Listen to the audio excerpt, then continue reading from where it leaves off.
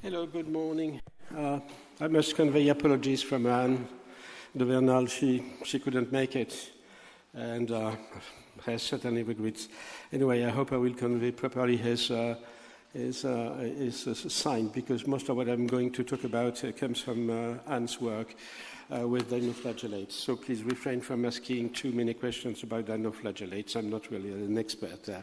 Anyway, so the idea was to look deeper into the history of the Labrador seawater production, and with the perspective that if you think in terms of interglacials, the first question you might ask is, when did the interglacial start, depending where you are on the planet? And you will find that there are places where it started quite lately, and the Labrador Sea is probably one of the places where the true interglacial conditions, if we consider that the interglacial conditions are linked to the production of Labrador seawater and to the present day Atlantic meridional overturning circulation pattern, then it has been very late. So let's start again. You probably have seen these papers recently, and the linkage between the history of Greenland, of course, and the Atlantic meridional overturning circulation, the fact that melting Greenland will, on one hand, bring some extra water to the ocean and therefore increase the rate of sea level rise. But at the same time, this fresh water may modify drastically the condition, the convection conditions in the Labrador Sea. So looking back in time to the history of this convection through the Holocene might be a way to document what would be the future if we try to project this curve a little bit further in the future in time. I'm just trying to play with this thing here. Okay, it works quite well. All right, so I don't have to tell you where is Labrador Sea, of course. The conditions for production of Labrador seawater, for convection, depends upon the temperature and salinity. I will discuss this later a little bit. The present-day production varies between about 2 to 3 sphere drops up to 8 or 10 sphere drops. And if you look at the literature, you will find that since, for decades, it does not seem to have changed drastically. We have intervals where the convection is shallow, with very low production, therefore of intermediate water, contributing to the North Atlantic deep water, and intervals with deep convection down to 2 kilometers, something like that, with high production rates of Labrador seawater. You see with something around here, practically 10 sphere drop in the more efficient or more efficient years from this viewpoint. I'm sorry, I always have problems with this system. Okay. How do I move on? Should this way? I found it, I think. No, it's not this way. That way? Here it is. Okay. So these are the little fellows Anne de Bernal is playing with. This dinoflagellate cyst.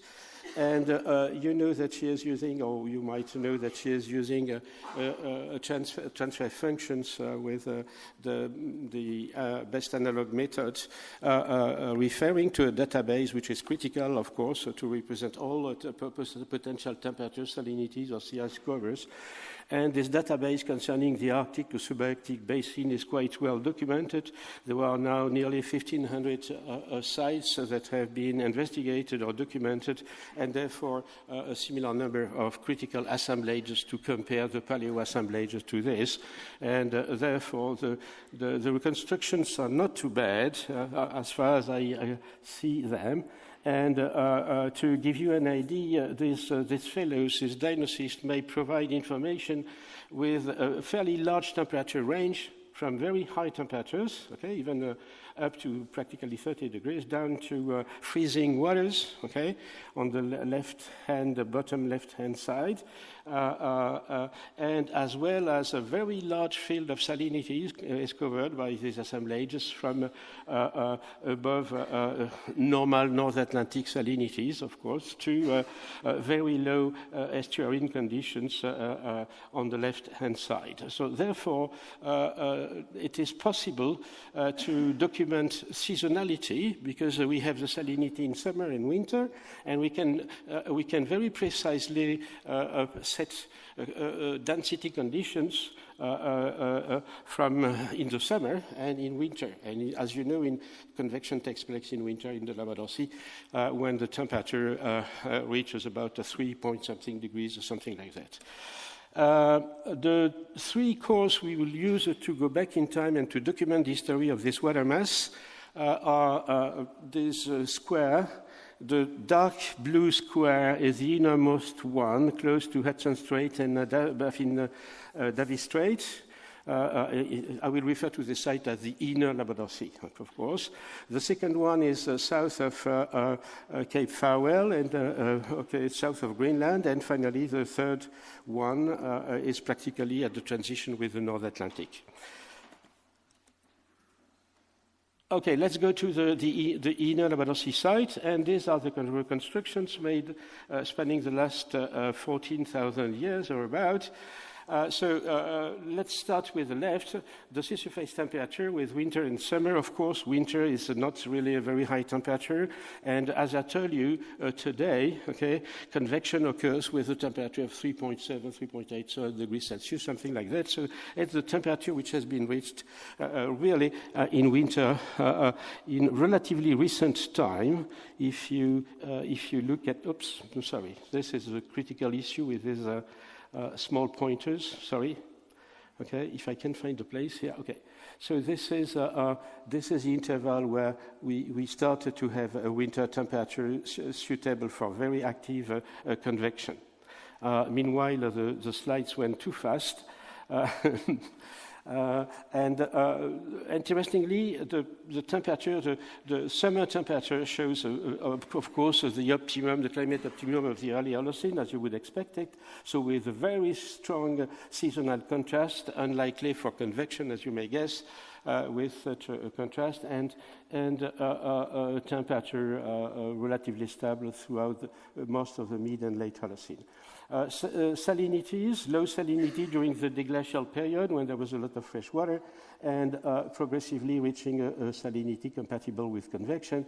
The sea ice cover, of course, quite important during the deglacial time, and quite reduced presently. And of course, the ice raft debris give you an idea of the still active sea ice margins, and the interval where the material is mostly composed of ice raft debris and a few icebergs.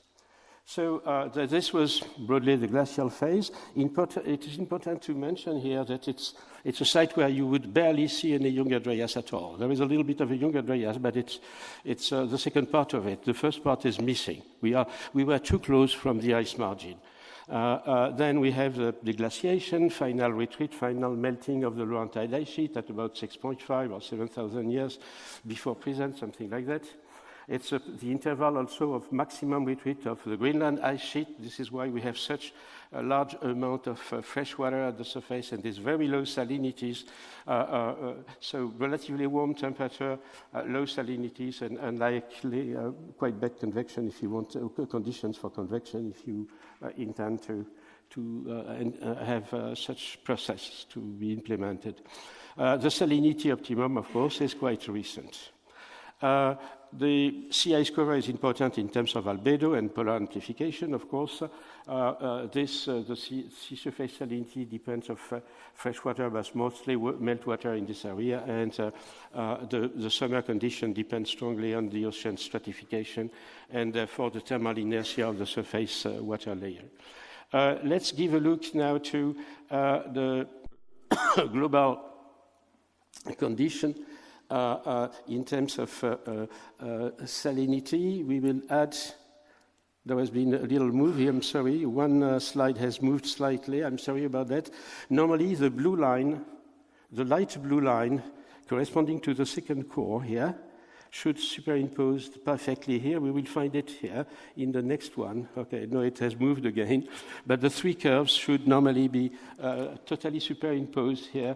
There was some problem with the slide when uploaded here. So 34 at the same salinity. So the three superimpose practically totally from about 4,000 or 5,000 years, something like that, or even slightly before, okay? And that's very bad to try to document this. I'm sorry, really sorry about that. So when you look at these indications here, maximum salinity is reached during the last 4,000 years or about. The homogenization of the regional signal, sorry, it's a very bad thing. I did not expect such, I have problems again, sorry, okay. So the homogenization took place between about 6,000–7,000 and about 4,000 years before present, okay, and we reached the maximum salinity at about 4,000. This 4,000 to present interval, okay, which is illustrated here, this is the good time record here. This one is too high, so this is a good time up. Sorry. This is a proper time interval. Oh, here we have the three curves on the same scale. At last, okay. So this interval corresponds to the moment when there is a. Oh no, it's completely mixed. It was a setup on a Macintosh, and we switched to Windows version. It doesn't work properly. Sorry about that. Anyway, so I will try to do something sensible with it. Anyway, okay. So difficult. So this interval with relatively high salinity and density in the surface water layer broadly correspond to the interval, interval when Greenland was regaining some mass. Too bad for me. It's confusing, I'm sorry. The interval when Greenland regained some mass, okay? So during this interval, when Greenland was melting, we had very fresh water at the surface, and by 4,000 or about, when the ice started to grow again over Greenland, we reached these conditions perfectly suitable for convection. This is a potential density, okay, and the potential density of the Labrador Sea, this sort of pinkish line should be right here at between 26.6 and 27 potential density values. So this stripe here, you see, should be somewhere in this range. To give you an idea about the convergence of information concerning this very late attainment and conditions suitable for convection in the Labrador Sea, these were neodymium isotope composition measured on these deep corals. They were raised from about 16 to 2,000 meters in the Labrador Sea, something like that, and therefore provide information on the production of water down to this depth and convection to about 2,000 meters deep. And as you see, the isotopic signature of the North Atlantic water has been reached quite recently at about 4,000, and therefore neodymium values also confirm this late attainment of true interglacial conditions. Okay. So the conclusion broadly, okay, the full interglacial conditions were implemented quite lately. Convection may have started at about 6,000 to 7,000 years before present, but full convection, the full production of Labrador Sea water as we see today is much later, about 4,000 years before present at maximum. Okay? So the inception quite early, full production from slightly after 4,000. And if you compare these values, okay, with those of the early Holocene, and you consider that we are trending toward an interval where instead of having some ice growth over Greenland, we will go back to a situation with ice loss over Greenland. So it's clear that the Labrador seawater production seems to be condemned at a relatively short time frame. Well, that's all what I had to say from this study, and thank you for your attention.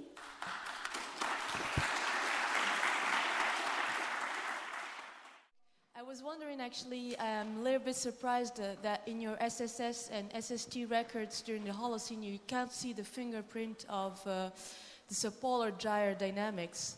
as published by Thornalley and Steinerias previously, you know, the millennial scale variability, is it a question of resolution or what's your response? No, I mean, well, what would you have expected exactly? We have here a resolution which is about, which is not too bad. I mean, it's probably the resolution is probably limited by benthic mixing in this case. So we are talking about a couple of 100 years or 200 or 300 years in terms of resolution.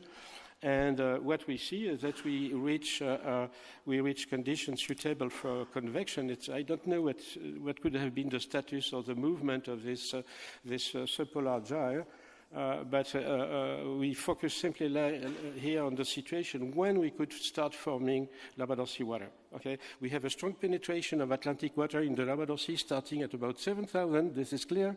There is even this water mass penetrating into Baffin Bay. Okay, so we see this warm water penetrating, and the key word here, when you think at convection in the Labrador Sea, is not the temperature, because in winter you will always have temperatures sufficiently low to have to even have some freezing. Okay, so the winter temperature is not the critical factor. The critical factor, as far as I see it, is salt. We need salt water at surface. So this is what we track here. Okay, the penetration of North Atlantic water, and this mass has been made gyres in the basin, or was present in the basin, sporadically as early as 7,500 perhaps, or something like that, and with near present day intensity since about 4,000. So the questions here for this the session tells me the most logical place to look for the answers are the North and North Atlantic, Iceland, or the surrounding waters. So this is the part of the North Atlantic where that is particularly sensitive to changes in Earth's energy balance and accompanying atmospheric and oceanic circulations, which are among the most variable in the Earth's global climate system. This is also the place where we can expect the most changes in sea ice, Arctic sea ice, or the strongest positive feedback to the climate system. So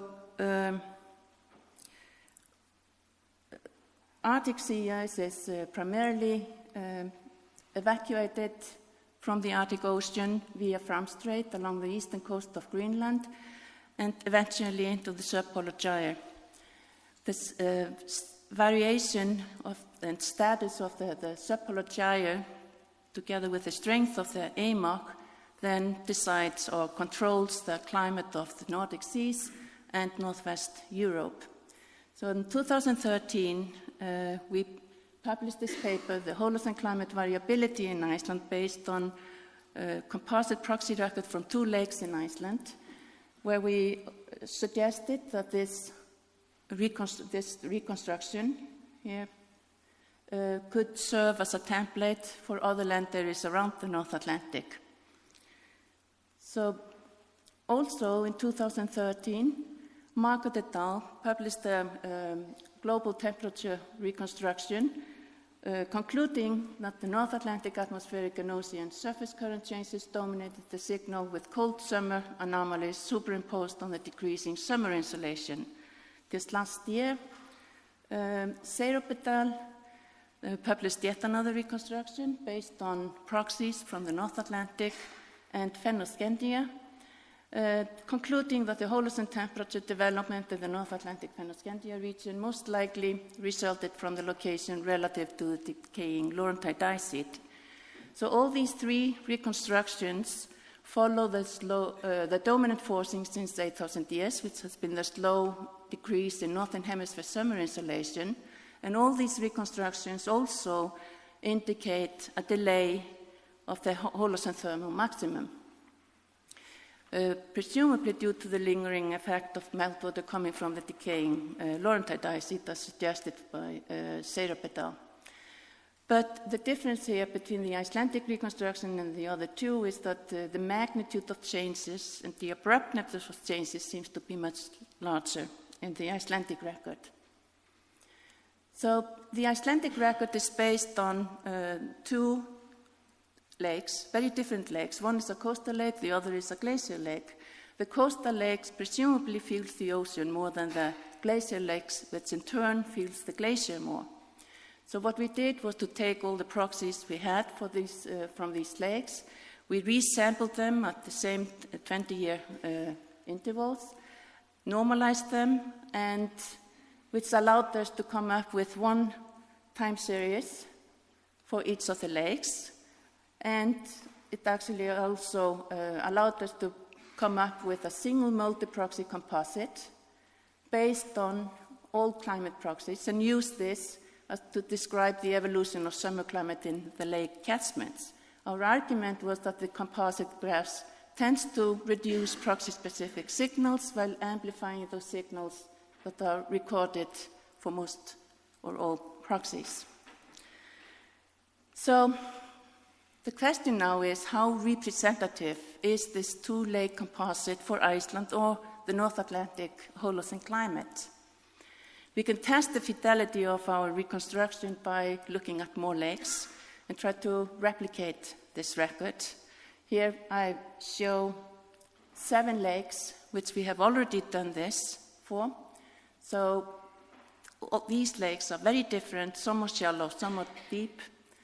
Some feel the glaciers, others feel the ocean, and there's yet another one that feels the volcanism of Iceland. But by practicing the same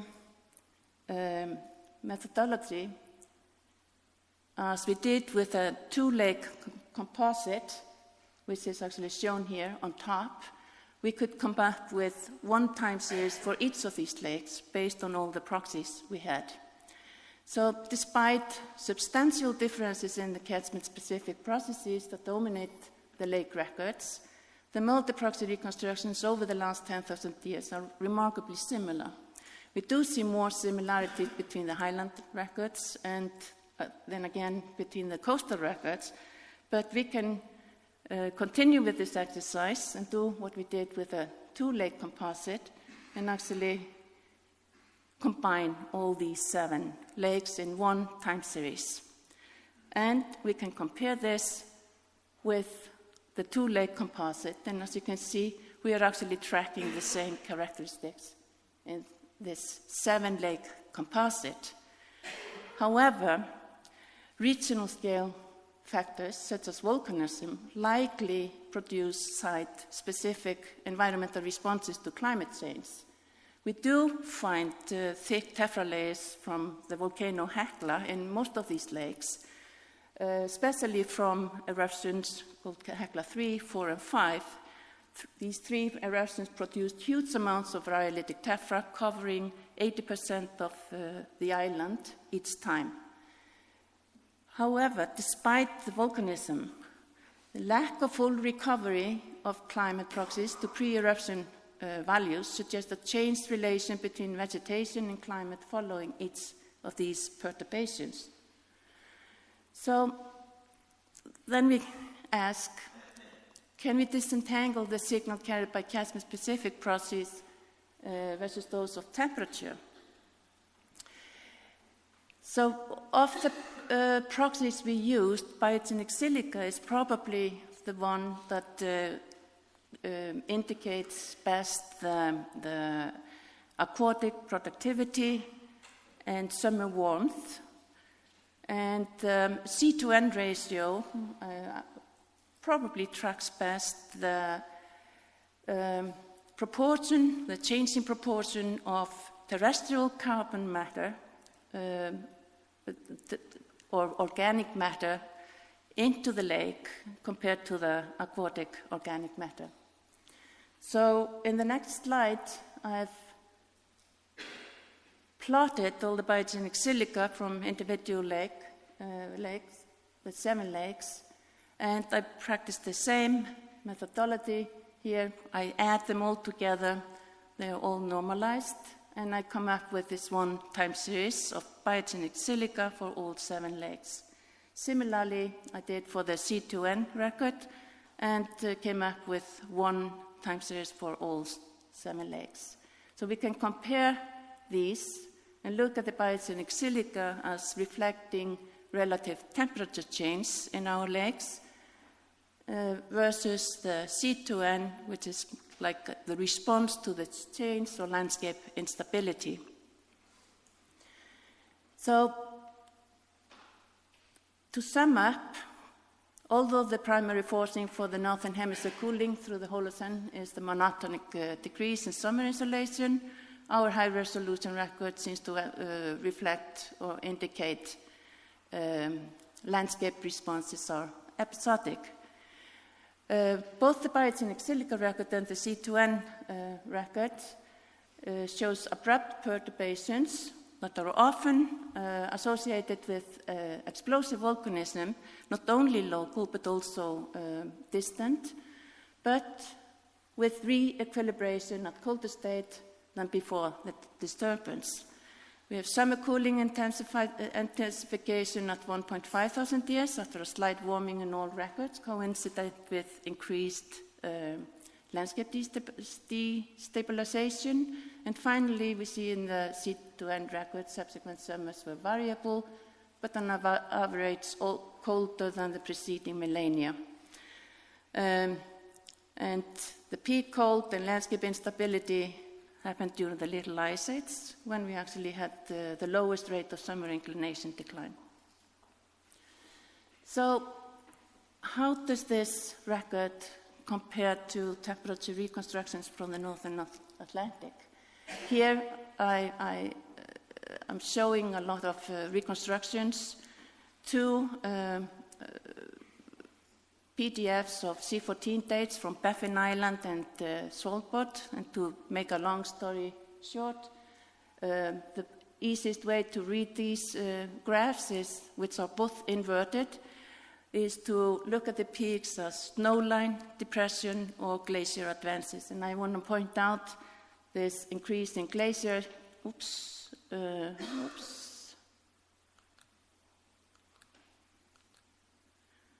the increase in glacier advances here starting at 1.5 thousand years ago. The yellow line here is our biogenic silica record from the 7 lakes. Below that, we have a record of quartz grains on the shelf north of Iceland. Quartz is foreign to the Icelandic bedrock, so has to be brought in by sea ice or icebergs. So this is an indicator of sea ice extent north of Iceland. We have the sea surface temperatures north of Iceland, and again, IP25, another sea ice recorder north of Iceland. Finally, we have the composite of Greenland and Agassiz Delta 018 temperature record. So the similarity in timing, direction, and magnitude of the biogenic silica records in Iceland and the marine record north of Iceland suggests that our composite biogenic silica record reflects the evolution of summer temperature in the North Atlantic. So we want to conclude by saying the composite biogenic silica record from Iceland reflects large-scale shifts in ocean atmospheric circulation throughout the North and North Atlantic. The early Holocene was relatively warm, although overprinted with meltwater impacts until 7.9 thousand years, followed by the Holocene thermal maximum between 7.9 and 6,000 years, with evidence for disappearance of glaciers in Iceland. Summer temperature decrease was stepwise after 5,000 years. We see distinct cooling, particularly at 4.2 thousand years, 3,000 years, and 1.5 thousand years, with absolute minimum during the Little Ice Age, when the lowest rate of summer inclination decline occurred. But what is perhaps most interesting here is the marked increase in sea ice distribution after the 1.5 thousand years. Sea ice most likely served as an important amplifier of abrupt cooling and a mechanism to explain persistent cold summers with its export into the North Atlantic subpolar gyre, modeling the strength of the AMOC. So finally, volcanism, severe soil erosion, and changes in sea ice extent provide strong feedbacks that may help explain both the magnitude of the record and the abrupt nature of some cold departures. So, even though we feel quite confident with our biogenic silica record from the 7 lakes, we still need a way to quantify the temperature change in our records. So, ongoing study aims at constraining the magnitude of temperature and ecosystem change across periods of abrupt environmental change, and this we will do by analyzing ancient DNA and biomarkers in our high-resolution and well-dated sediments from lakes and soils in Iceland. Thank you.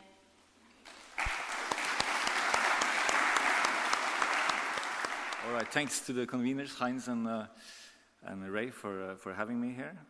This is work that I've done together with my good friend and colleague, Øyvind Paasche, who is sitting over there. And we've been working on this for quite a few years, actually almost 20 years. It seemed like a good idea 20 years back to try to reconstruct glaciers from lake sediments. And it turns out that it's a bit more difficult than we thought in the first place. So I will show you some trends and some noise. And one of the really motivating factors for studying glaciers is their obvious connection to climate. And I'll try to see during this talk if I can pin out some trends and some variability. So obviously, cirque glaciers are responsive to climate change, and past variability can be reconstructed. And the data comes from the glacial foreland, as you can see here. Usually consists of sediments and landforms that can be mapped, hopefully understood, and sediments from the lake can also be retrieved by coring. And the tools and the methods that we use are quite of a wide range. But we're looking at physical sedimentary qualities that can be measured quite precisely. And you can use independent methods, and the sediments and also the moraines can hopefully be dated. There are some challenges. It's quite time-consuming to produce a glacial record from just one lake. You have to spend days and weeks in field and getting the sediments and analyzing all those sediments. So you have to put quite a bit of effort into it. And also sites vary quite a bit in terms of lithology, how the glaciers works, and so forth. So that requires a certain flexibility in terms of approaches. Gerard Rowe had together with colleagues, had a nice paper out just before Christmas, where he stated that glaciers are perhaps unique in combining a decadal timescale with a strong sensitivity and a simple dynamical response to temperature, creating near maximum signal-to-noise ratios for centennial scale climate change. And also showing this modern retreat. And just yesterday, Twyla had a perspective paper in Science saying goodbye to glaciers. That sounds sad. But of course, for people who are working with the past, we don't have to say goodbye to glaciers because their imprint is always there.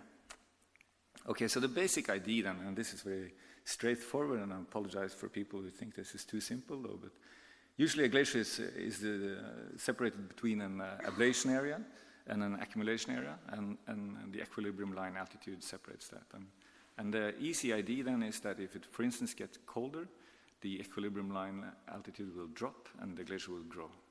And then it will probably deposit a moraine, and it will also produce more sediments. Now, in lake sediment studies, we usually assume that erosion rate is related to perhaps ice velocity, and that ice velocity is typically related to glacier size, or ice thickness, and also temperature. Other things will play in here, like the steepness or the slope of the glacial surface and so forth, but there are some studies sort of supporting this. And the sediment evacuation and subsequent transport is then related to the erosion rates. And of course, we assume that downstream lakes captures continuous variations in the glacially produced sediments. Now, this all seems very straightforward, but there are, of course, challenges. And one of those is distinguishing what we call extra from paraglacial sediment contributions from true glacial signal, and also something called what we refer to as sedimentary mobilization, which is the sort of so-called hysteresis effect. So the general idea then is that if the glacier is growing from, say, P1 to P2 due to an equilibrium line lowering, you will increase the sediment flux and the glacier will grow larger. But when it retreats from P2 then, you will also remobilize sediments that are available in the glacial foreland. And if you think about that in terms of how the curves will change in the lake record, it will be interpreted as the glacier being at the peak position larger than it actually is. This is a wicked problem. There is no easy way to sort of solve this. But on centennial timescales, we believe that part of that is smoothed out. And there are also some other challenges. And reproducibility, I think, is very important and something which took us actually quite a bit of time to address properly. So I'll speed on them. I'm not going to show any details here, but in terms of age depth models and so forth, I'm just going to run through some of the records. We're going to move from southern Norway, roughly 60 degrees north, and up to almost 80 degrees north up at Svalbard. But I'll spend most of my time on northern Norway, which is the Arctic Norway part with Lyngen and some of the other records up there. So these are just selected reconstructions. There are a number of other glacial reconstructions from Norway too, which are fine, but I'm not going to spend time on that now. This is one of those sites up in Lyngen. So just back here again, you can see up there in Lyngen, we have, I believe, 4 or 5 reconstructions of glaciers up there. And the first lake that we worked on, Aspvatnet, which was published back in 2005, you can see down there, and you can quite easily imagine how the glacier is eroding the sediments, transporting it down through the system.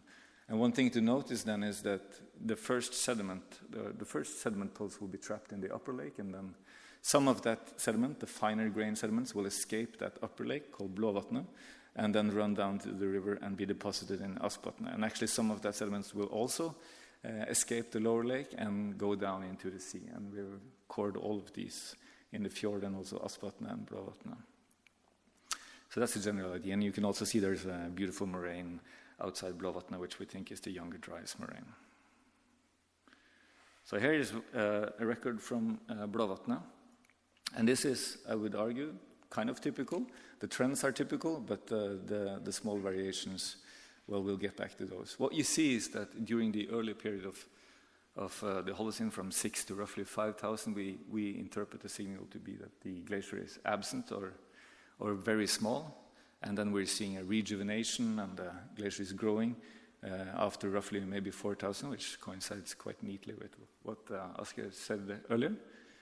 And then we're seeing a pretty large neoglacial advance, and we're also seeing a little ice age advance. But you also notice that the amplitudes and the frequencies are much higher during the neoglacial.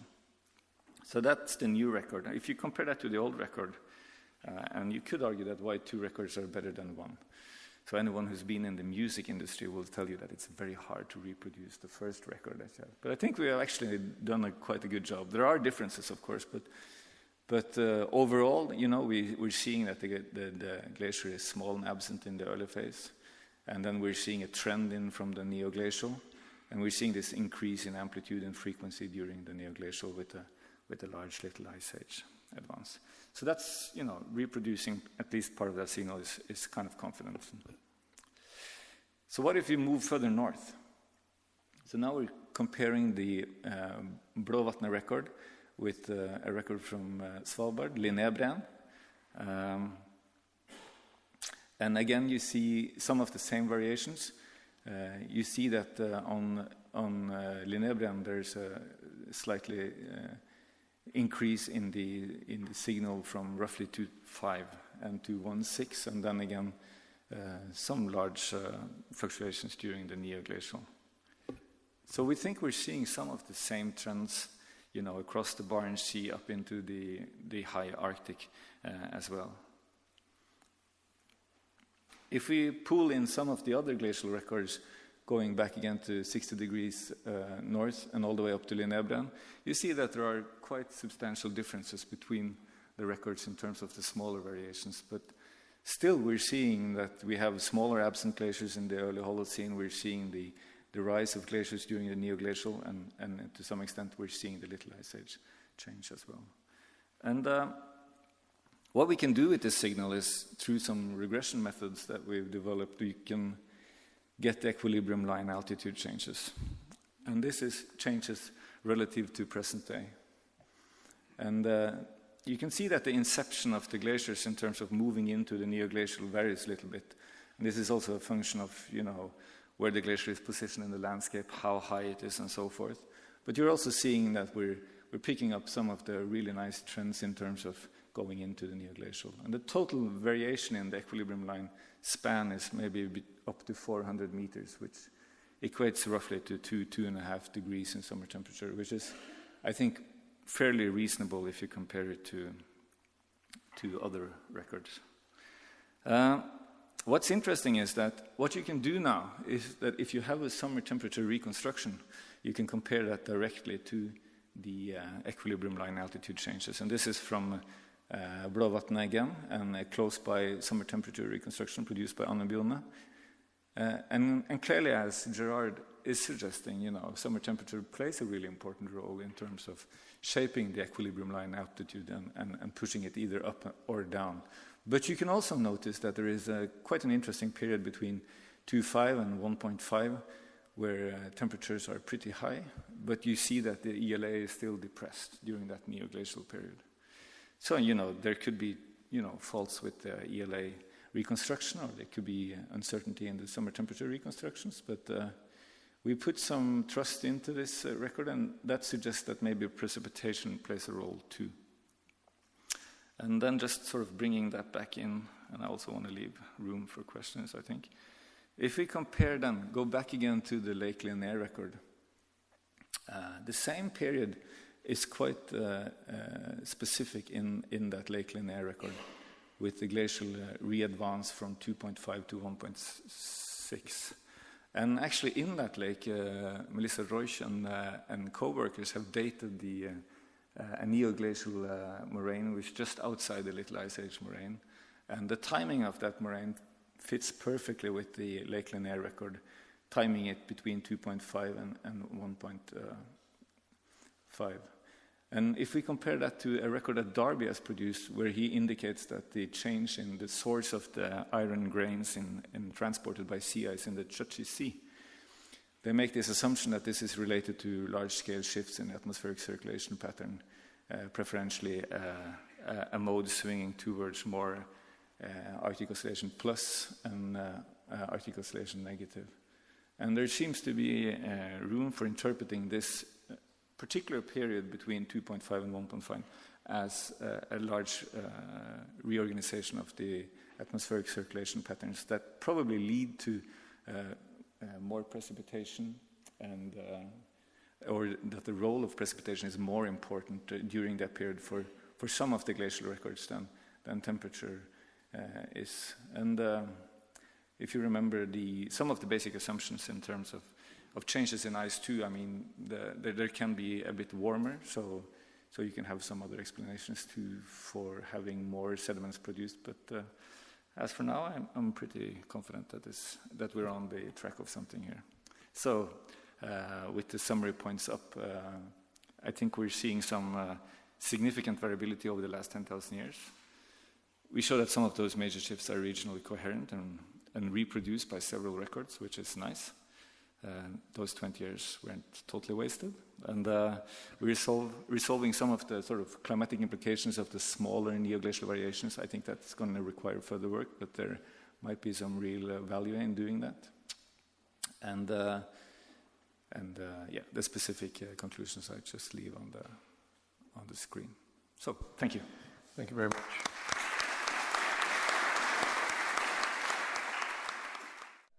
In some of your curves, there was a remarkable shift around 2,800 years ago. Can you comment on that? That it seems that was really a cold relapse, which was quite strong also in your area. As you probably are aware of, Heinz, there's a number of records indicating that there is a sort of cold spell around 2.7, 2.8. I think, and there might be some truth in that, and that we're actually picking up that in the glacial records, sure. So now we will move from the North Atlantic region to the mid-latitudes, more concrete to the European Alps, and I will focus in this talk on a time period a mid-Holocene time period, where some proxy records indicate a change or the onset of the decline from typically early to mid-Holocene thermal conditions to these more typical late Holocene, relatively cool conditions. Within the last 10, 15 years, several proxy records were established for the Holocene period in the European Alps. However, many of them are still show a relatively low resolution, and also only few are given in climatic values, an example, temperature values. These are these two records indicated here with E and F. These are chironomite-based July reconstruction, and as you can see, these two records do not agree very well. The Lake Hinterbergsee record indicate more or less only a quite weak Holocene evolution of temperature, whereas the Lake Schwarzsee record indicate a more step or phase-wise temperature evolution and an overall decline of about 4 degrees Celsius over the Holocene. Here in blue with B and C indicated are the glacier records over the Holocene, and these are two different types of records. The B record indicates centennial sums of C14 dates and dendrodates of peat material and wood remains found near the retreating glaciers in the Alps within the last 20 to 25 years. And this material is thought to indicate former, more or less long-lasting glacier retreat periods during the Holocene, so indicating smaller glacier extent than about 2000 AD around, or smaller than today. As you can see, most of these dates fit into the early mid-Holocene, whereas in the late Holocene there are only a few examples for that. On the other hand, record C is a glacier advance record of a specific glacier, the Gebachfan in the Eastern Alps, and recognized and dated advance beyond a size comparable to the size in the mid-20th century is indicated, and you can see in the late Holocene you have this accumulation of advances. That's not very new. Here in this talk I will use this information from the glaciers, add information from the tree line, from a tree line record, and also information from tree ring data covering this mid-Holocene period to analyze the temperature evolution between about 7,000 and 5,500 years P2K, or in more detail. Let me start with the glacier record.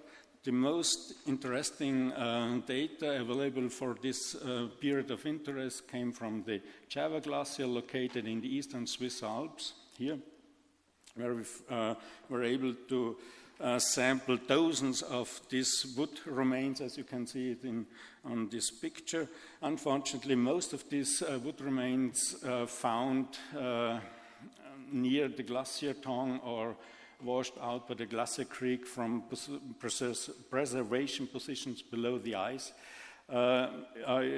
Most of these samples are tetrahedral wood. That means the sample were not found, or the tree remain was not found near or at the growth position. But there is an exception. As you can see here, we found a still upright standing trunk tree remain, which was obviously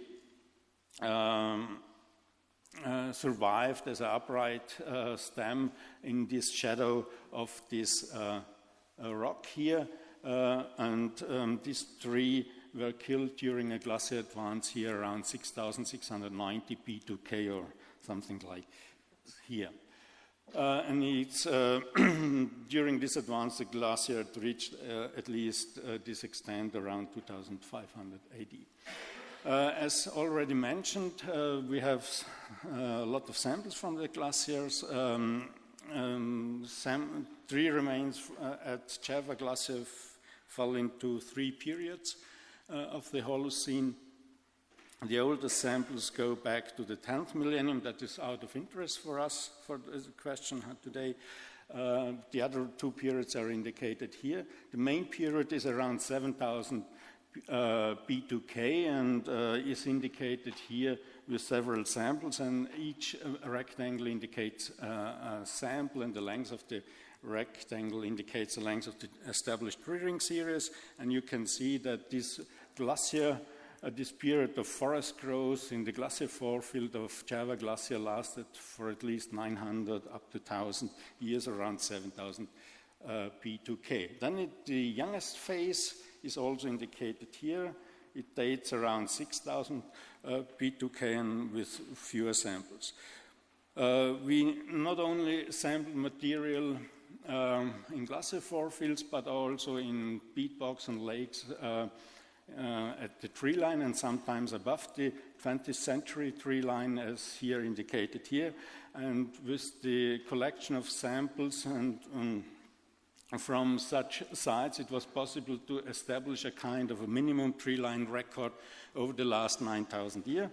And this is given here, and you see that in the early Holocene, between about 9,000 and 6,300 P2K, the tree line do not show much variation here. It was located clearly above the late 20th century tree line, and only around the 8.2 event we have a longer lasting interruption of this record.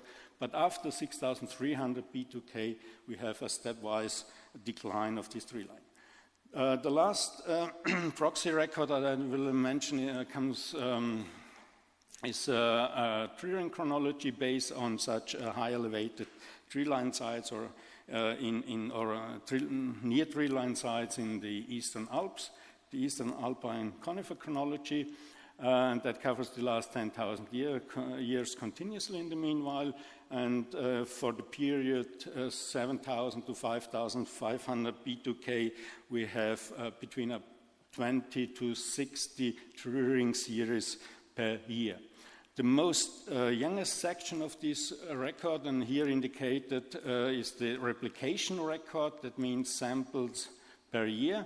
The most youngest part of this record were already used for summer temperature reconstruction, published in 2011 by Bündgen et al. And here you see in the upper figure the comparison between the instrumental data over the last about 150 years, given in red, and the tree ring data already converted into temperature data here for this period. And as you can see, with the numbers, you can explain about 50% of the summer temperature variability on a yearly level, and summer means June to August in this case. And if you smooth the data record, this data series, then you improve also the explained variance up to here about 80%. I show this here, this figure here, because we use this scaling factors and this transfer function established for this from this record, also for the establishment of the temperature reconstruction for the period 7,000 to 5,500 P2K. For this reconstruction, we used the so-called regional curve standardization approach, but we didn't use just one single RCS curve for the elimination of the age-related individual growth trends of the tree ring series. We used a kind of ensemble. We used several RCS curve. We split the data set into 1 to 5 groups and applied then this. We also varied a little bit the parameters and ended up with 10 chronologies. So this is a kind of an ensemble, tree ring ensemble approach finally. And you see the yearly variations of these 10 chronologies in the, at the top, then the 50-year smooth data set, and then the final temperature reconstruction. Below, at the end, you see also the replication record again. If we compare the data, then we come up with following thing. We start here at 7,000 P2K with relatively low variance in the summertime, during summer. That variance increased from about 6,800 onwards. And the Glacier record indicates, and also we see also a cooling with a culmination, a first culmination around 6,700, first minimum, and this also is replicated by the Glacier record with this already mentioned advance. Then we have a high, ongoing strong variability with the minimum in these millennium around 6,350, and also the tree line now shows a decline in that time period. After for 6,350 we have a more or less sharp increase, and then again high variability, but on a higher level between 6,300 and 6,000 P2K, following a decline that culminates around 5,700, a short increase of temperatures, and then a second minimum around 5,500. The Glacier record also picks up this evolution. We have a reforestation of the Glacier 4 field of Java Glacier here around 6,200, and also these trees were killed around 357 around. And then we have maybe a third advance, but this is only given by one sampler here. And the tree line finally reacted only on this minimum around 5,700. So shortly to the possible, what we also see here is that we have a good coincidence between the glacier and the summer temperature record, and you may know that alpine glaciers are very sensitive to summer temperature evolution and less to precipitation variability, and it's the same with the tree line, of course. If you look on the possible forcings, then we see that we are already in this decline from the summer insolation, and the maximum of the summer insolation were here at around 9,000 P2K for these mid-latitudes. The solar activity record shows a minima around 6,300 and 5,500. That would also overlap with the temperature record, but there is no minimum at 3,700. So it remains the internal variability as a possible cause, and of course the volcanoes, and I think Michael will give us more information on this in his next talk. So here the conclusions, and thank you for your attention. Thanks for the introduction, and good morning, everybody. This picture here shows how we can imagine the eruption of Santorini in the Terra Island in the late Bronze Age, around 3,600 years before present. And I think in the next 10 minutes I would like to show you that it is interesting to look at these old eruptions, and I will show you the relevance and also the methods that might be successful to infer information about these old volcanic eruptions. And so why do we care? Obviously, volcanic eruptions impact temperatures. And I think the most obvious and clearest example to illustrate that in a single picture is if you look at this figure here. So that's back into the years in the 6th century, a time period that was later framed as a late antique Little Ice Age. And you see in red, the bars are Greenland sulfate deposition values, and the blue curve is a temperature reconstruction based on tree rings. And it's very clear that the tree rings strongly follow this very large volcanic eruptions, and this cooling anomaly is among the largest and most prominent cooling events over the last 2,000 years. directly on the heel of these two large eruptions and in the middle of the cooling period, the plague, the Justinian plague, also started to establish in the Eastern European Empire and was devastating then the Eastern Roman Empire. And that is a unique opportunity to study how these societies, these ancient societies, were reacting to large climatic perturbations. And that is a key of our new pages, Volcanic Impact on Climate and Society Working Group. Besides temperatures, volcanoes also impact hydroclimate. And this figure here shows the Asian summer monsoon. So in the red colors, that's just the areas of the Northern Hemisphere summer monsoon. And that's exactly the area where 60% of the current population lives. And climate model simulations that inject volcanic sulfate in the Northern Hemisphere for eruptions larger than 30 degrees north, they simulate a strong response of the Northern Hemisphere monsoon, which is understood to be caused by a southward displacement of the ITCZ. And it was already a few years ago that Alan Robbock and his team noticed that in the Nile River reacts very sensitive to large volcanic eruptions in Iceland by looking at the Laki event in 1783 and also the Elja event in 939.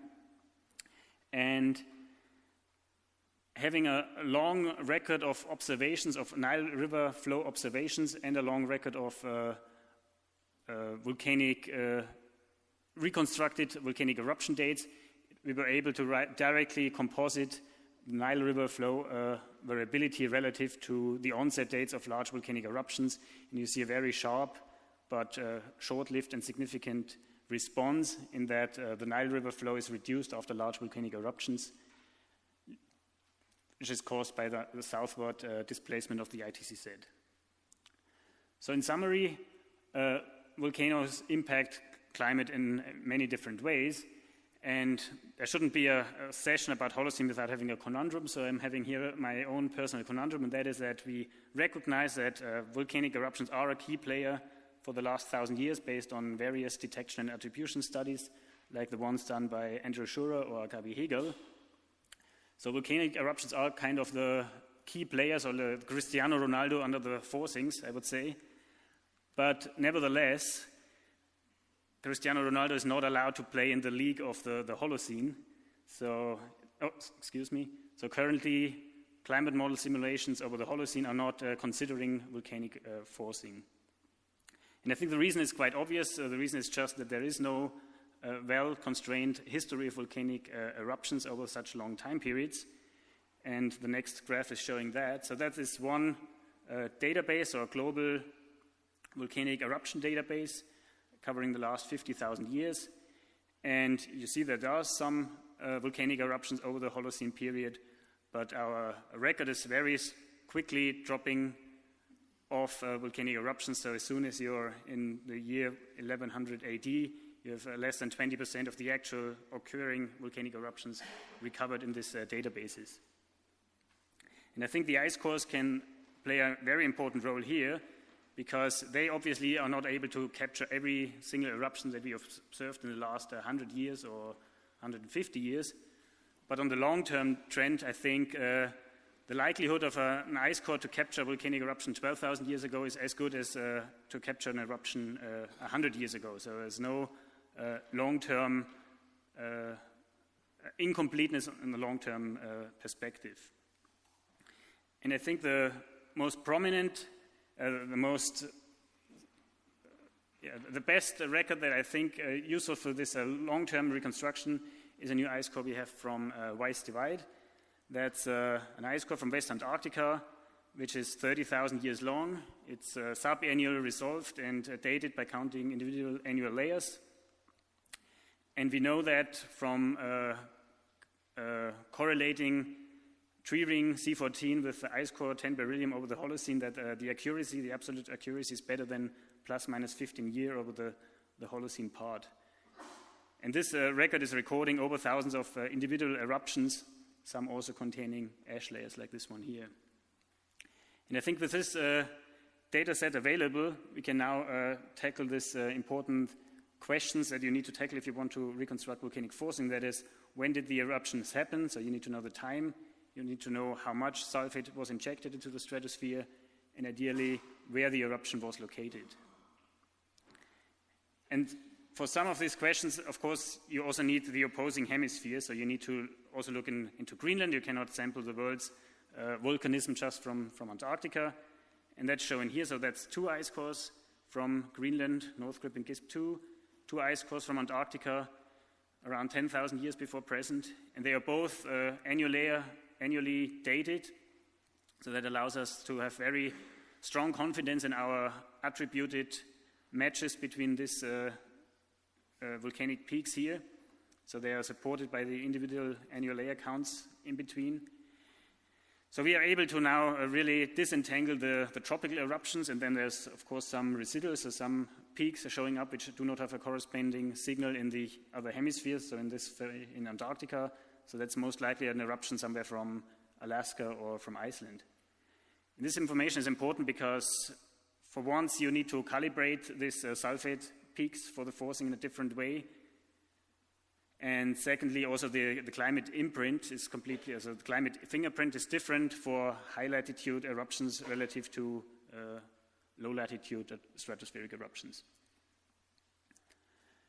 And if you're going on the longer time scales, of course, you're running out of having 20 or 25 of ice cores, so you have usually a few ice cores. So it becomes important to think about how much does a single ice core represent, or a couple of a few ice cores.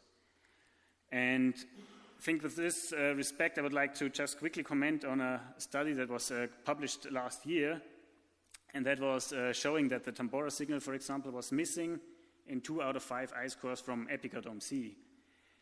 And it's important to know, the questions arising from this results is, are we missing some big events in the ice cores if Tambora, a very big event, is missing in 2 ice cores? But I would say this is not the case, but certain ice cores are more subjective to post-depositional effects than others. So I think EDC has been drilled to have an 860,000 year long record, so it was not, so the sulfate that is deposited on the surface snow is exposed to surface wind for quite some time before it gets protected by overlaying snow masses. So therefore I think it can happen in a very bad case that the signal is blown away by strong winds.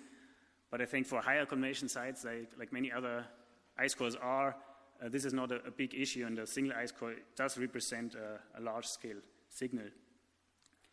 And that's what I'm demonstrating here. So we have, for the last 2,000 years, we have quite a lot of records, so we can compare how well the sulfate content from a single ice core, like the Weiss-Dwight core, correlates with a composite, so a stack of 13 other ice cores, taking 30 of the largest eruptions over the last 1,500 years. And you see that it's quite a good fit. So a single ice core already tells you a lot of the large-scale sulfate deposition, but of course it's nice to reduce this uncertainty by adding as much as you can. So with this, I'm coming to a few very preliminary results. So this is really ongoing work. It's not yet very well developed. But according to so this is now based on 4 ice cores from Greenland and Antarctica. They have been synchronized over the last 10,000 years. And here I'm reporting the eruption age of the Misawa eruption. That's the one which was forming the big crater lake in North America, in Oregon.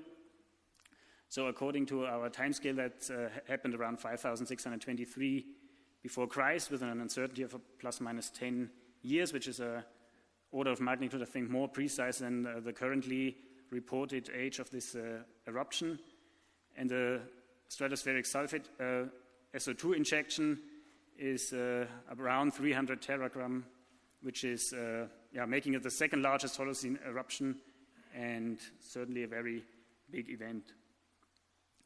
And this is how it looks currently for the full data set. So this is just from minus 10,000, so 10,000 before Christ to present, and versus latitude. So this is 60 north to 60 south. So I grouped them in 3 bands. So the bipolar events are these ones here. These are high latitude events, and these are southern hemispheric events. And currently they are just based on a linear fit between the best estimates of Pinatubo, Tambora, and Samalas, with these estimates here. And I think I will only like to point out, I think, 4 things. So one is that you have a clearly a bias towards volcanic activity in the northern hemisphere. And that makes sense because that's just the distribution of land masses and the volcanic activity centers. Then I think here you see that volcanic activity was enhanced during the early Holocene, especially in the high latitudes, which might be the indication of the deglaciation, so the feedback coming from the unloading of the ice sheets after the rapid meltdown. You also see a strong cluster of very big eruptions, so 5 of the 6 largest eruptions are clustering around this time period here. And I think what's also standing out is that the last 1,000 years were, in the context of the last 4,000 years, also very volcanic active. So you have the Kubai, Samalas, Tambora, 3 very large eruptions within 1,000 years, which is, within the last 4,000 years, certainly a very volcanic active time period. And with this, I would like to just conclude. So volcanic eruptions, we care because they really have a strong impact on climate, not only on temperature. Also, there might be a long-term memory via other feedback mechanisms, so it might also affect the temperature on longer time scales. And we want to predict volcanic hazards and risk and be prepared for the future. Geologic records are incomplete and can, in some cases, not help out with answering many of these questions. And I think what we need is very precise information on the timing, the location, the strength of all major eruptions that occurred over the last 10,000 years. And these are almost exclusively archived in polar ice cores and can be extracted with the help of high-resolution ice cores. With that, I would like to thank you for your attention, and also mention before that I think there's still space. So if you want to board the VIX climate, the VIX pages VIX group, I think everybody's allowed to join and move the ship forward. Thank you very much. Thanks a lot.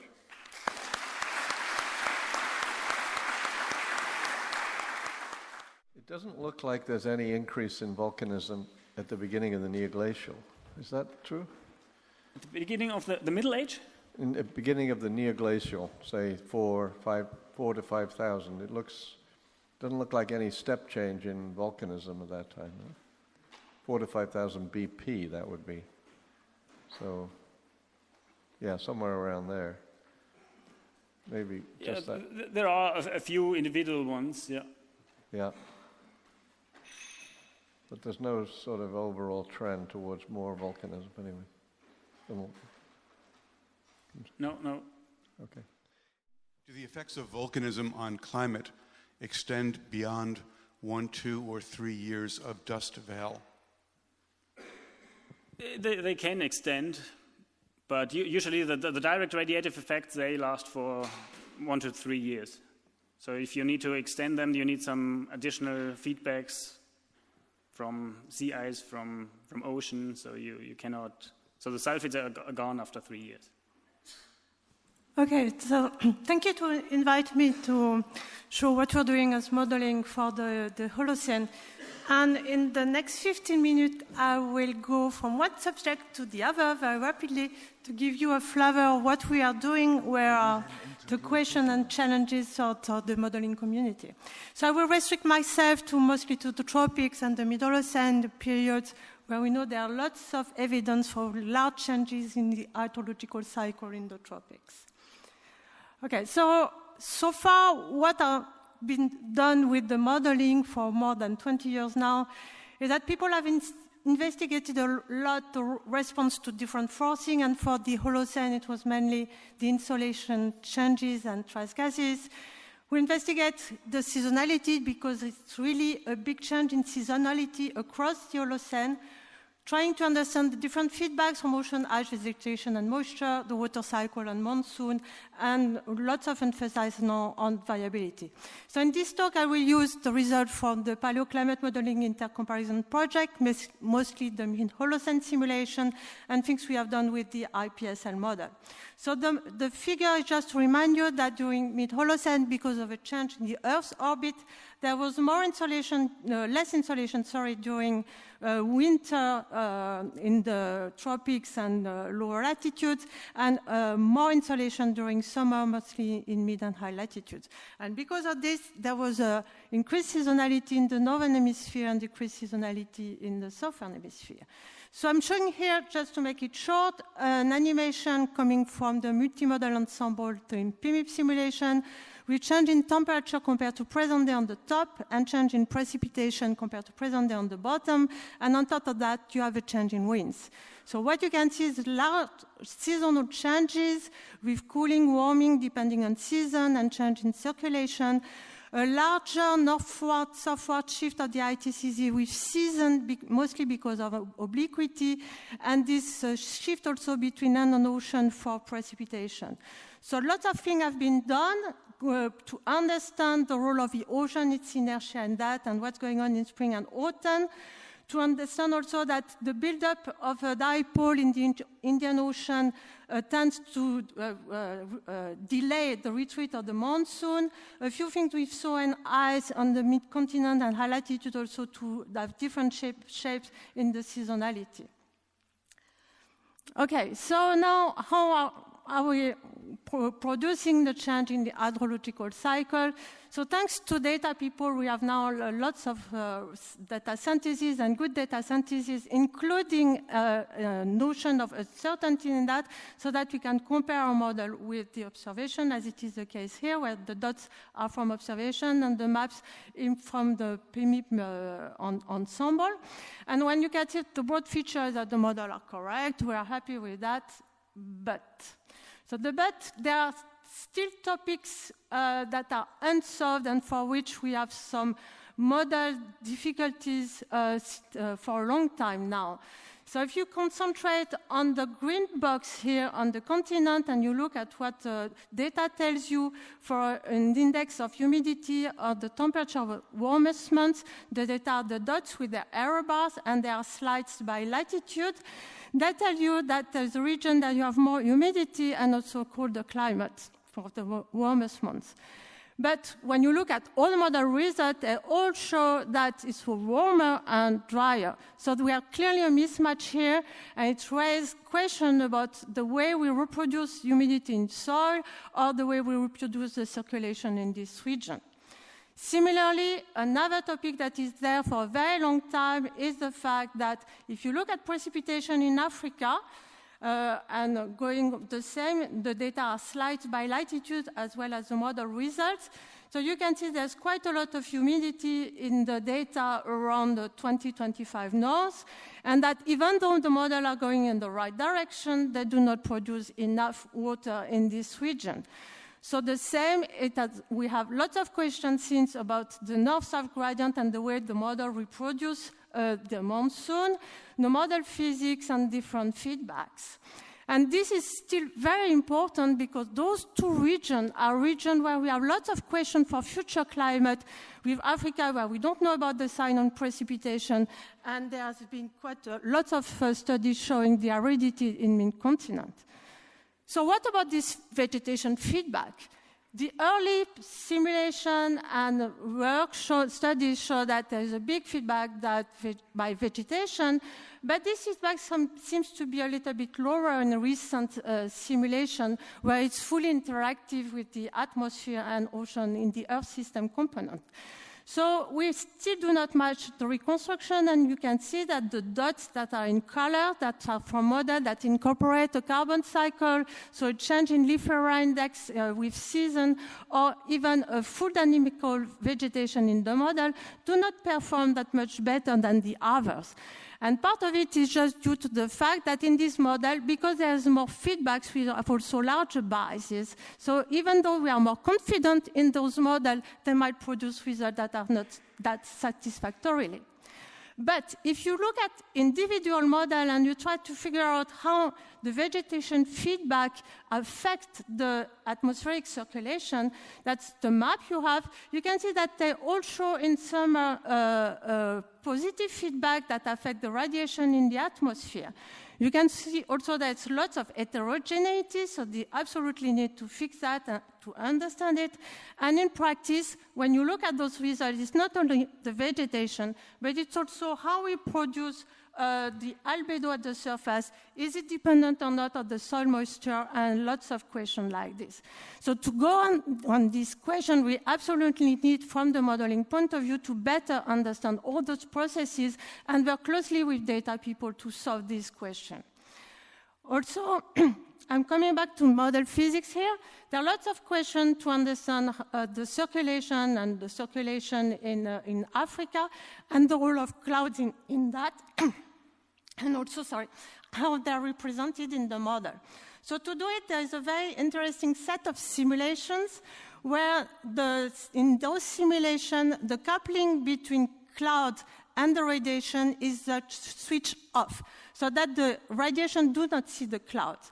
So you can see the result for modern climate on the top, for pre-industrial control on the bottom, and the middle Holocene on the middle. So you can see what the LMDZ model is doing compared to observation. But very interesting, if you compare for the model the left and the right column, you can see that when there is this connection is switched off, there is more precipitation in the African rain belt, and also it's larger from south to north, and the northern limit is located farther north. So there's a way here to understand what is going on and how differences between models could help to understand why the northern limit of the ITCZ is not located at the right place in Africa in most models. Okay, so new subjects also have emerged, lots of interest in variability, and here also, thanks to people looking at this very nice record that tells you about seasonality, interannual variability, coral, shell, and so on, it has been possible to have a first-hand reconstruction across the Pacific Ocean on variability. So here, it appears already in several publications that you put all those records together from the early Holocene to present day. What emerged, if you take into account the uncertainty in the dating and also uncertainty of what the record tells you, you can see that over most of the Holocene variability was lower than present, and that the recent period seems to be quite unusual. What is very interesting because it's also, and the minimum in variability seems to be around 4 to 3K, and it's very interesting because it does not fit well with our current understanding of what we infer from the linkages between insolation and variability. What is interesting also is that then we can test if our model are able to reproduce this change in variability, looking at what we're doing for present day on the x-axis and the change for mid-Holocene on the y-axis. And what you can see if you look at the comparison with data is that they're going in the right direction, but clearly they underestimate the signal. What this paper also brought to the community is that there's no frequency entrainment working really well for this period, and that the data refutes a few things that have emerged from the model results and show that models maybe do not properly represent the link between seasonality and variability. So to go on with the ENSO, it's also interesting to know what ENSO is doing in the global energetic, because we know that for present day when we have ENSO, we have the warmest temperature for the years. And then we look at the difference in the energy in the atmosphere. So the main state for present day here, you have export energy from the warm pool to the other ocean basin and high latitude, so that they are transported by when it's zonally average, you already have the mean transport by the atmosphere. During Nino year, you have this east-west asymmetry with more export from the East Pacific, and it's mostly due to the fact that you have a discharge by the ocean that brings some latent heat and infrared radiation in the atmosphere that is exported to the other regions. And when you look at the change for the Middle Holocene, you need to look at both the change in mean climate and the change in seasonality. And then there is less export by the circulation just in response to insolation. Very different behavior between ocean and land because of the winter cooling on one side and the increased monsoon on the other side, and reduce and so that also have a different teleconnection with the other regions. And what is interesting in our simulation and that the reduction is much larger than what we could expect from a simple relationship with the change in insolation. So now most of the group are going to new challenges, and the challenge of transient Holocene simulation. You already have seen several of these simulations during this week, and with a CCSM model or MPI model. And then those people are trying to understand better the Holocene optimum, the vegetation feedback, is it a passive or an active actor in the system? What's going on in the early Holocene when we have still ice sheet and water fluxes in the ocean? And is this variability we've seen in most of the record stochastic or forced or in response with change in the mean state? So we are joining this effort with the IPSL model, and we have now a very small ensemble with the multi-complexity. That means different versions of the model to test hydrology, dynamical vegetation, and so on. They all start from 6K, and they all have interactive carbon and biochemistry. So just to remind you of a few things, the change in insolation at the top of the atmosphere in annual mean is 0. The model is equilibrated and it stays for a long time, even though when we change the insolation. What is changing is really the seasonality, and you can see it also when globally average. And when you compare the violin line for mid-Holocene simulation with no other change compared to the transient one, what emerged from it is that you see an enlargement of seasonality at the global scale that reflects the increased seasonality in the southern hemisphere. So southern hemisphere seems to play an important role here, and certainly because the different albedo between the northern and southern hemisphere. What's important also is to look at trends and how they evolve for different seasons in different regions, and that you can see, of course, lots of differences between the mean monthly value, the trends, and what's going on for the maximum monthly values. And you can see also that some regions do not follow well what we expect from insolation. So what about variability? So it's just a first ugly graph here from the Nino block seas, where I sliced the result by period of 100 years to show the evolution of a 100-year means on one side, and on the other side, the variance from each of these 100-year periods. So because we have different versions of the model, the mean state is different. That's why you have different sea surface temperature in this box. But what you can see finally is that the trend seems to be quite similar as a function of time. What is interesting there too is that you can see that in each of these periods of time you have quite a lot of variability in the variability, and this has already been shown, for example, with the GITI model by Winterberg, that a model by itself, internal variability, can produce a period with high variability and low variability. But what you can see is that at least in one of our simulations, the longest one, there seems to be an possible increase of variability with time. And at the same time, we can still have periods with very low variability. So this tells us that there might be an effect of the combination of variability with a long-term trend, but there is quite a lot of stochasticity in that.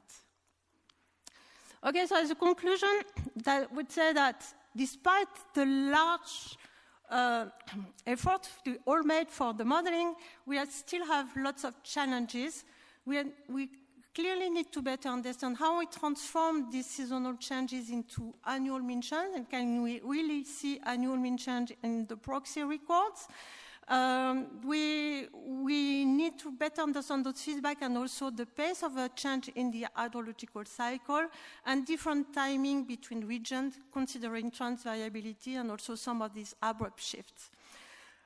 In PEMI4, for the next set of simulation we do in the paleoclimate modeling intercomparison project, These transient simulations will be part of it, and there is also a lot of effort to better understand the dust forcing, and I hope certainly some groups will also test the volcanism that we've seen just in the previous talk that is important. So if you're interested about that, just join the groups and the analysis. So all these questions, as I said before, are still relevant compared to what we want to better understand for the future, because in the last IPCC report, it was clear that regions like Africa, we even do not know the sign of a possible change when we're looking at the ensemble mean of each of the models, so we need to figure out other ways to look at those results. And for interannual variability, there's a large spread in model results, so that is all the same. It's not clear that if we will increase the trace gases, and so we'll increase or not. So I'll stop here. Thank you.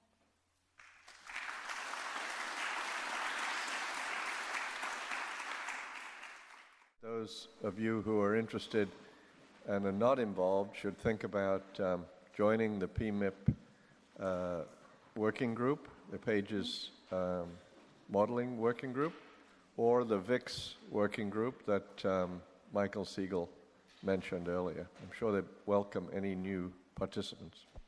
You showed in the mid-Holocene an increase in the zonal gradient in the Pacific, but is it not true that in the Pliocene, mid-Pliocene, we're seeing another warm period? We're seeing a decrease gradient in observations and in simulations. I'm trying to make sense of that.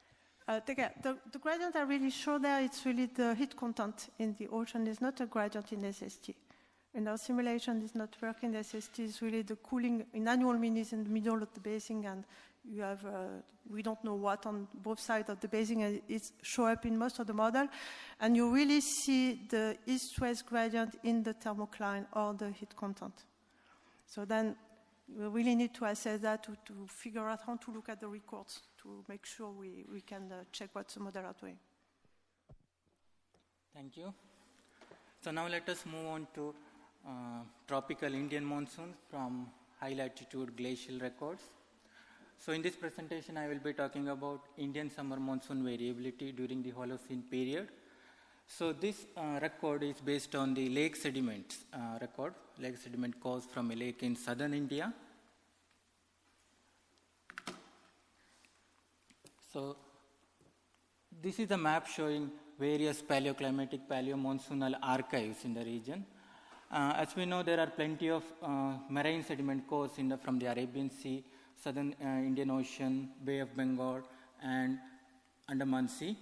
And also there are various speleotherm records, tree ring studies, and of course there are plenty of lake sediment records, but most of these records are restricted to northern India, that is in the Himalayan region, and also northwestern India, that is in the Rajasthan, and also in the central India, that is near the Madhya Pradesh region. But as you can see here, this region is devoid of lacustrine records, which gives valuable paleoclimatic continental records of climate. So in this context, we are studying a lake in this region, that is southern India, a lake called Shantisagara, that is situated here. So the lake is a natural lake which is surrounded by hills on the southern and western parts, and this is the coring location, and it is situated in a natural depression, and it is not connected to any major river networks, and the source of sediments are the surrounding catchment area from which sediments get deposited during each rainfall season. This is the methodology that we adopted, and AMSC 14 dating, rock magnetic studies, particle size analysis, organic geochemistry, and carbon isotopic studies. This environmental magnetic analysis were carried out on all the subsamples, whereas other analyses were carried out only some representative subsamples from the core. Of course, we have also carried out inorganic geochemistry, but I am not going to touch upon in this presentation. This is the chronology. At present, we have got only 3 AMSC 14 dates, and this is the lacuna in our study, but we are working upon more number of AMS dates and also longer cores. So the oldest date, C14 age, that we obtained was 9,540 years. So the rationale behind our approach is during the high rainfall periods, there will be high concentration of concentration-dependent magnetic parameters like KLF, KFD, KRM, and SIRM. During the high rainfall, there will be increased production of pedogenic magnetate in the catchment area of the soils, which will be transported and get deposited in the lake bed.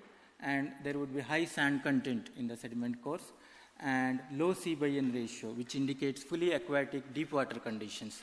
That is C/N ratio values of 10 and 20, and more depleted delta 13C values, which is indicative of C3 terrestrial plants.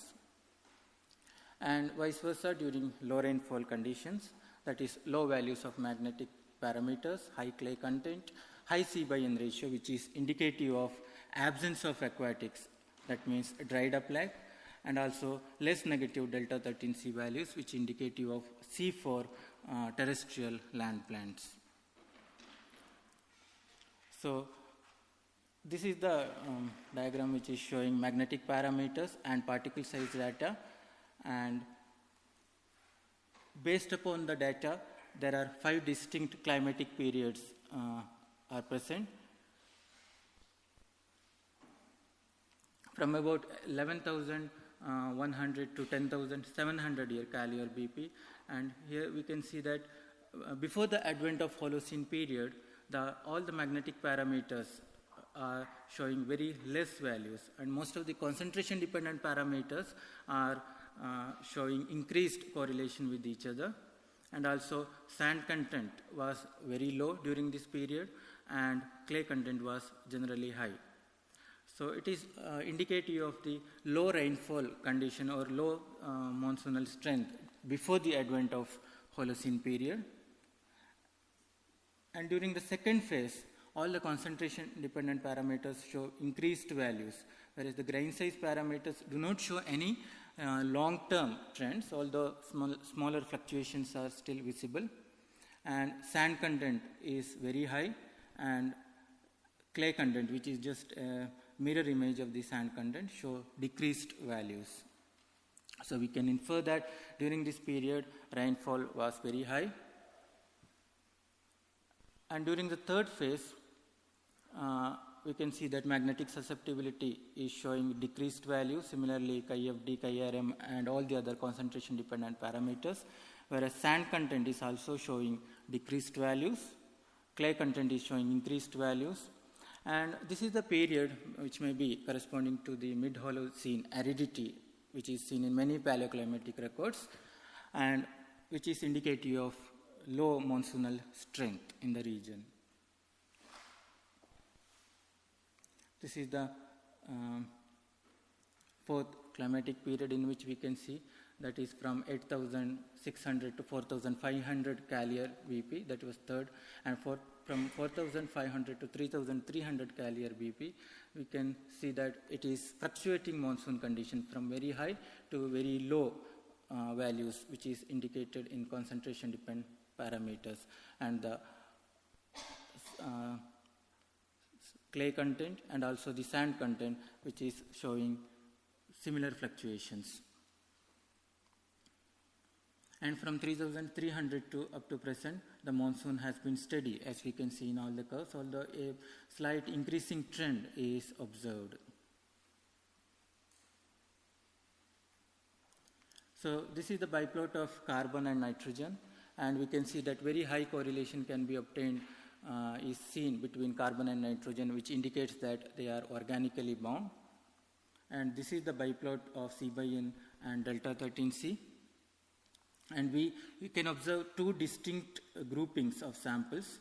So here we can see the C/N values, which is in the range of more than 20, and delta 13C values -18 to -15 range. So C/N values greater than 20, it is generally indicative of terrestrial land plants with the absence of aquatics, and less negative delta 13C values is indicative of C4 terrestrial plants, which is itself indicative of low rainfall conditions. And this is the second grouping where we can see that C/N value is less than 20 and delta 13C value is 25 to minus 16 per mil, and which is indicative of fully aquatic deep water conditions, and more depleted delta 13C values, which is indicative of C3 terrestrial plants. C3 terrestrial plants, which is indicative of high rainfall conditions or increased monsoonal strength. So this is the picture which is showing the correlation between the magnetic susceptibility and organic geochemical parameters. And here we can see that KLF is, although it is not showing very high correlation with the carbon percentage, but it is showing good correlation with nitrogen and negative correlation with carbonate, and it is showing negative correlation of minus 0.36 with the delta 13C, and a very good correlation of minus 0.72 with C/N ratio. As we know, the high rainfall is indicated by increased magnetic susceptibility, but more negative delta 13C values, and more negative and increased or less values of C/N ratio. That's why they are showing inverse correlation with each other. And this is the comparison with other paleoclimatic records in the region. And the distinct, that is the 5 phases that we observed in the Shantisagara Lake record is exhibited by other paleoclimatic or paleomonsoonal records in the region. For example, early Holocene southwest monsoon intensification is also observed in other records like Kamban et al., and also that is magnetic susceptibility record and other isotopic records in the region. Similarly, the mid-Holocene aridity event, which is in reduced southwest monsoon, is also observed in other paleoclimatic records. Although some of the records are, it is not one-to-one correlation with other records, but we can see some similarities with the records. And we can also see increased insolation during the early Holocene. So to conclude, so the Indian summer monsoon was significantly weak over southern India before the advent of the Holocene period, that is from 11,100 to 10,700 Gallier BP. So it may be the end stage of Younger Drevas cold event, and from 10,700 to 8,600 Gallier BP, the monsoon was intensified, and from 8,600 to 4,500 Gallier BP, that is the mid-Holocene weakened ISM, was documented, and it may be related to mid-Holocene aridity event. And from 4,500 to 3,300 Gallier BP, fluctuating monsoonal conditions are observed. It may be related to 4.2 cold aridity event. And from 3,300 to Gallier BP to present, the monsoon has been steady. So this work is recently accepted for publication in Paleo 3. Thank you.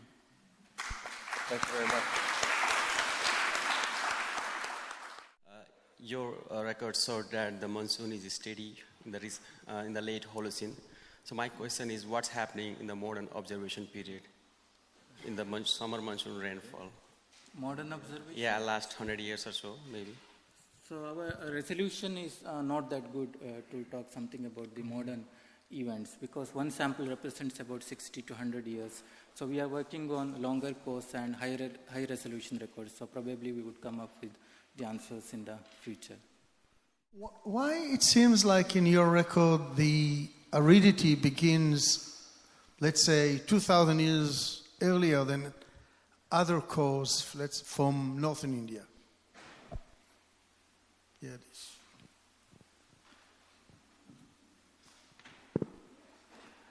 So it may be related to the time lag between the different archives, because this is the marine sediment record and this is the lake sediment record. So the time lag may be different in all the records. And also there is no one-to-one correlation between some of the lakes in southern India. Also one of the record from Shankar et al. 2006. There we cannot observe one-to-one correlation between the record. And also from the northern Indian lakes also, we are not seeing the correlation between the records. And also it is giving information about the local climate, which may be entirely different from the regional climate. Aren't there some stalagmite records from India that cover this 4.2 interval that indicate there was a drier interval around 4.2? No? Yes, some of the records are showing 4.2 K even. So it may be indicative of this here, fluctuation.